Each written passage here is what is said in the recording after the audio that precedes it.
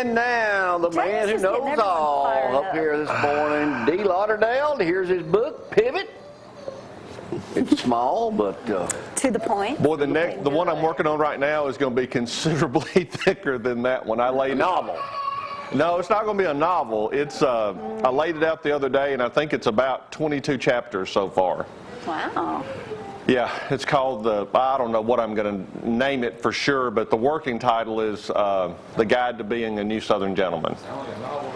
Just talking about the stuff that I always talk about, and what we were just talking about off the air before we came back out is just the thing that's going to get me fired up. And I loved what Seth was talking about, that his church is doing a food truck. Yeah, and going out. I haven't heard of that yet. I hadn't either. I've never heard of it, and awesome. and I thought I had heard of every gimmick there was for a church to do. And I love the idea of doing that, and it. I'm kind of torn about it. There's a couple of churches. We were talking about Tanner School, where we had taken some food because we've heard that there are children that when they go home on Friday, they don't have anything to eat over the weekend. Well, giving the children food is an awesome thing, but how do you get a hold of those parents and say, what are you thinking? What are you doing? It's two-pronged to me. I mean, there's churches that do that in Madison that do the backpacks and they hand them out, and that's great. And you wouldn't think any kids in Madison County would be... Yeah, I live in Madison City, which the highest per capita income in Alabama. By far. By far. And you would think, no, but you're right. But there are. And so I don't want to let a kid starve, but I also want to take the daddy and punch him in the throat. Yeah, what are they doing? Because they know somebody else will take care of them. Well, and that's it. And I also have done enough research over the last 10 years to understand that it's a cycle. That dad, why does that dad do that? Because his dad did that. Because his family had done that. And that he just thinks that's normal. That's why they offer all them programs at the church about money. Well, it is. And really, this is the local church's job. I mean, one of the reasons we have as big of a social services system as we do is because the church fell down on their job. If you go back and read the scriptures, this was the church's job.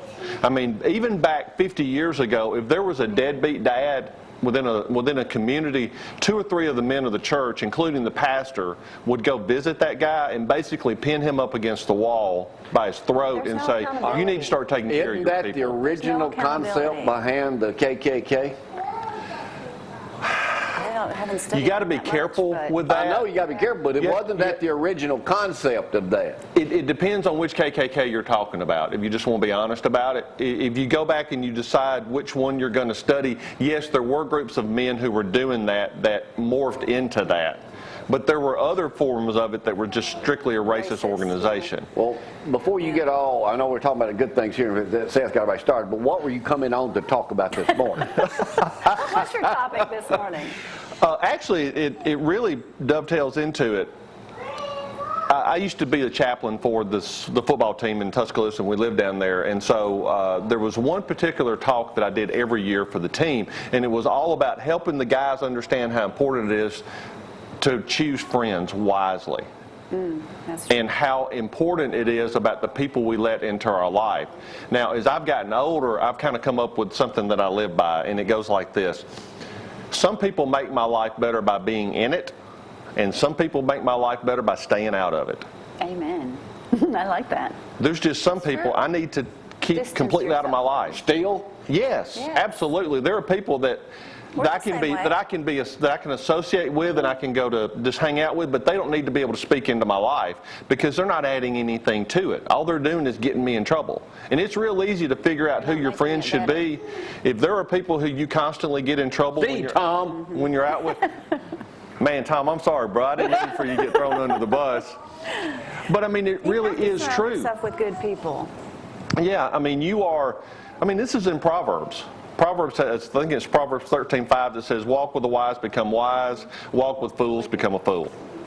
Well, it's like she'll take my phone sometime. I guess checking up on who I'm texting.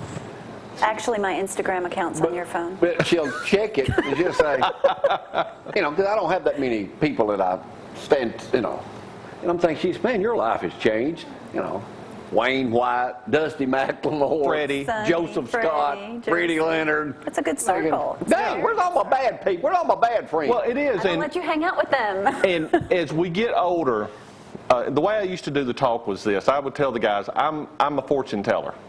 I can tell you what your life's going to be like 2 years from now. And all I have to do is watch who your friends are for a week. Really? But the problem with the people, that's a very good statement, but this is like my 23-year-old son. Mm-hmm.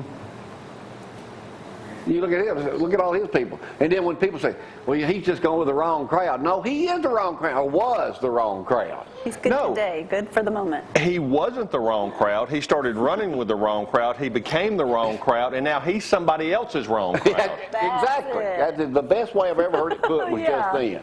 Because they say, you're hanging out with him? Yeah. And we told and you don't want to do that. I don't know if I've done it on the show, but I did a thing online that I said, I want my life to be an example, not a warning. And you get plenty of warnings to know who those people are to stay away from. Well, I want to live my life so that people look at me and say, that's the example. I want to live my life in a way that people say, see, that's how you don't want to live. I don't want to be a warning to everybody else because, you just... I want to be the good example, not the bad example. Yeah, you do, because as we grow older, you think about it, that's really the only thing we have to influence us is the people that we spend time with. Makes sense. But I think the key right there is as we grow older, we learn that. Why couldn't we learn that? And that's what you're trying to do now. That's what I'm trying to do now. I'm trying to, I always tell people all the time, I'm trying to take out 10 years of bad mistakes for every guy. I want to give him my 10 years of bad mistakes, and I want to save him that and get him to the point where I am now. Not saying you're perfect, but no. you know Oh my when gosh, you're being no. bad. Now, I understand one of the guys you used to hang out with, I know his life kind of dwindled out of control, never amounted to anything, Floyd Johnson. Floyd and I we've been I've friends. heard stories. Oh yeah, Floyd and I have been friends forever. But again, it's just hanging out with the right kind of people and making good decisions. And that's the reason I do the podcast, because the people that I do the podcast with, I want the guys to hear from them and see that this is how life could be, or this is how I should live life. And this one I interviewed Mac McAnally Monday, and it will be published this coming Monday. Mm-hmm. Was he hard to get in touch with? Oh my God! Well, it's kind of funny the way I did it. I had seen him. My wife and I went to Vegas in October for our anniversary, and we went to see Buffett. Mm-hmm. Mac has been playing with Buffett's band forever, and Mac did a little 2-song set by himself. And I told my wife while we were listening, I said, I'd love to interview Mac. So we get back, and I just put on Facebook 3 people that I wanted to interview. I said, does anybody know them? And my cousin from Tuscaloosa immediately sends me a text and says, you're not going to believe this, my best friend is dating Mac. So let me contact her. Sure enough, about an hour later, I get an email from Mac's girlfriend who says, yeah, no problem. Here's Mac's personal email address. Just email him. Now, it took us 3 months to finally get the interview to happen. But, yeah, it was a little bit of a handle to get in touch with if I hadn't had that connection. Does he live in the Shoals area? He has a house in Sheffield, and he has a place in Nashville. But he stays on the road all the time. There are 2 Mac McAnallys. Yes. I didn't know that. The other one's a singer. Mac McAnally had what's the hit he had? Well, the Mac McAnally I interviewed is singer, songwriter, the whole 9 yards. Did a record from Alabama. Yeah, right. Yeah. So he, in fact, the reason we had to do it Monday is they started rehearsals for Buffett's tour Tuesday. And then they hit the road, I think, like April 1st. So I wasn't So he's full-time with Buffett? Yeah, but he's still doing his own stuff. He's still producing. Buffett's doing a concert down at his sister's place in Gulf Shores coming up here in a couple of months. Yeah, they're actually at the end of April. Tickets to that? You can get us all tickets to that. I need to see if I can. Matt, can you help interview with Buffett? Can you help her brother out? Yeah. Well, you got a contact now. Matt, come on, buddy, help me. That's not how you keep them as friends. Actually, the guy I'm probably going to hit Mac up to introduce me to is Kenny Chesney. Yeah, he does the thing to Floribama we were just talking about free every year now. He's tied in with them. Yeah. Do you know who the new owner of the Floribama is married to? He must be a younger guy. He is. You remember the Bama twins that always won? Yeah. He's married to one of them. Yeah. Really? Yeah. And they say it's a really That's nice what they told us there, and we were there last Sunday. Does the owner go to that church that meets there? I don't know. His name is Joe McGinnis. when he's in town. But he's married to one of the Bama twins. The Houndstooth. That's funny. Small world. And the lounge just bought the building across the street. Mm-hmm. The Happy, Oh, really? Happy, was it Tom? Happy Harbor or something like It's that? like next to, there was like a Waffle It's House across right the next to street. it across the Happy street. Harpoon. They bought Next the to it. Happy Okay. Bar across the street. Okay. Or this one. Well, here's the other thing that I wanted to say about Mac, and I want people to understand this. I ask a lot of people to do stuff on my show, my podcast, and I understand it's a little bitty podcast, but people like you and a bunch of others have been nice enough to do it. Mac McAnally had absolutely no reason to do my podcast, and he was the nicest guy in the world. He spent a whole hour with you? Yeah, we did the whole hour, and could not have been nicer. My daughter went with me. When did you get him here in the studio? Did you meet him in person?